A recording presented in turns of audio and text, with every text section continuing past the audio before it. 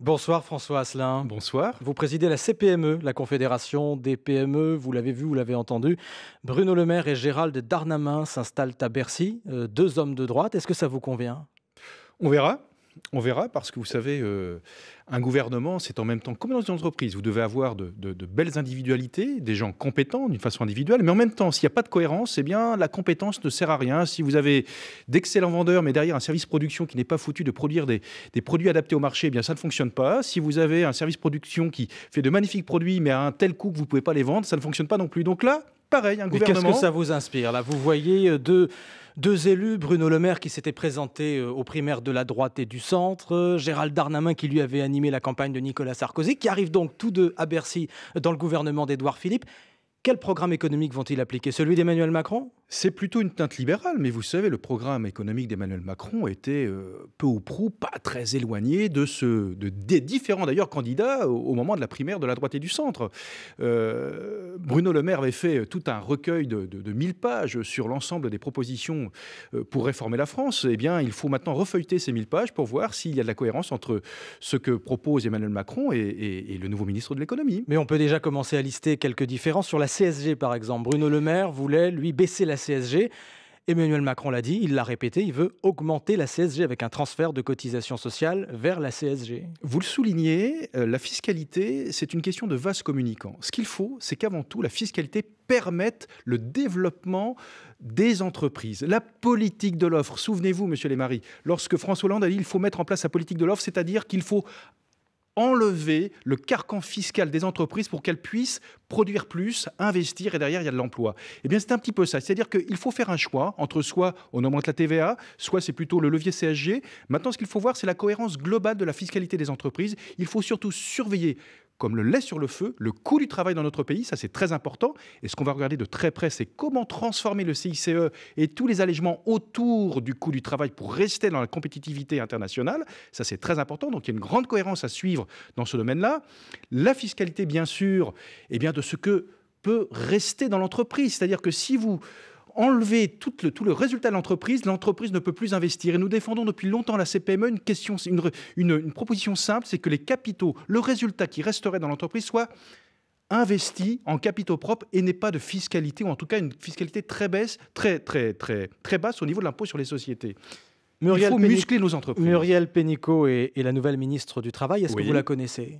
Alors, je la connais dans un autre contexte que le domaine du travail, puisqu'elle était directrice de Business France. Donc, je l'ai vue accompagner des délégations d'entreprises sur les marchés extérieurs. J'espère que Muriel Pénicaud se souviendra des échanges qu'elle a pu avoir avec beaucoup de chefs d'entreprise, d'ailleurs de PME, qui se désespéraient parfois du carcan français et espéraient sur les marchés étrangers. Voilà, il faut se souvenir de cela. Est-ce qu'elle est en phase avec vos préoccupations, François Asselin?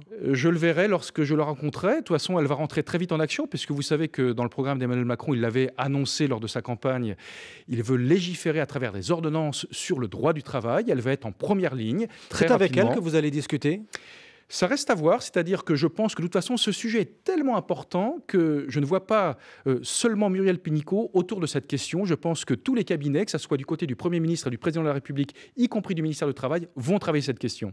Est-ce que vous avez déjà rendez-vous avec la nouvelle équipe? Est-ce que c'est fixé?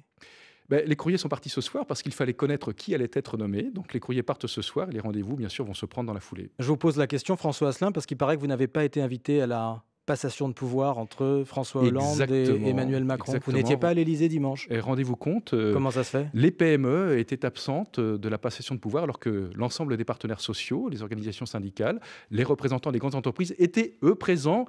C'est un petit peu révélateur. J'ai eu bien sûr l'Élysée au téléphone qui s'est excusé. C'était un problème de protocole. Eh bien, j'ai simplement dit, écoutez, c'est comme dans l'entreprise, lorsque on fait une erreur, il ne faut pas la commettre deux fois. J'espère qu'ils ne la commettront pas deux fois parce que sinon, ça serait un mauvais signe pour ceux que je représente. Sur la réforme du droit du travail, les syndicats, vous les avez entendus, demandent à Emmanuel Macron de ne pas se précipiter et d'organiser très vite une concertation.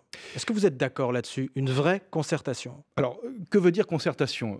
Il me semble évident qu'il faut rencontrer les partenaires sociaux. Par contre, derrière, à mesure, je dirais, à circonstances exceptionnelles, il faut des mesures exceptionnelles. Donc des ordonnances dès cet été, c'est ce que vous voulez aussi? Bien sûr, bien sûr. Vous savez, le débat... Bien sûr, vous entendez les syndicats en ce moment. Les syndicats, de toute façon, bien sûr. Les syndicats hurleront non, on le sait. Maintenant, est-ce qu'on doit simplement évoluer dans un pays qui a tout le temps peur de perdre? Est-ce qu'on ne pourrait pas imaginer un pays qui a envie de gagner? Nous avons un vrai problème de rebond en France. Lorsque quelqu'un perd son emploi en France, c'est extrêmement compliqué de le retrouver, son emploi. Il faut absolument lever les freins à l'emploi pour que tout simplement la confiance se réinstalle et que les entreprises embauchent. C'est pas plus compliqué que cela. Disons les choses autrement, est-ce que vous demandez, est-ce que vous conseillez à Emmanuel Macron, à Édouard Philippe de passer en force? C'est ça que vous faites? C'est sûr que lorsqu'on pense ordonnance, d'abord c'est un véhicule démocratique, hein, c'est prévu dans la Constitution, et bien quelque part il y a un acte d'autorité qui va s'imposer un petit peu à nous tous. Donc vous attendez un acte d'autorité? Eh bien il faudra un moment ou un autre débloquer la situation.